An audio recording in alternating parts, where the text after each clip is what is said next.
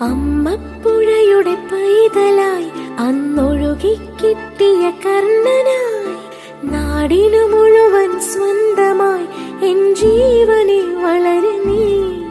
കുടിൽ മേയുവാൻ മുകിലുകൾ, അതിൽ മാരിവിൽ ചുവരുകൾ, നിനക്കൊരു കുടം കുളിരുമായി പുതുമഴമണി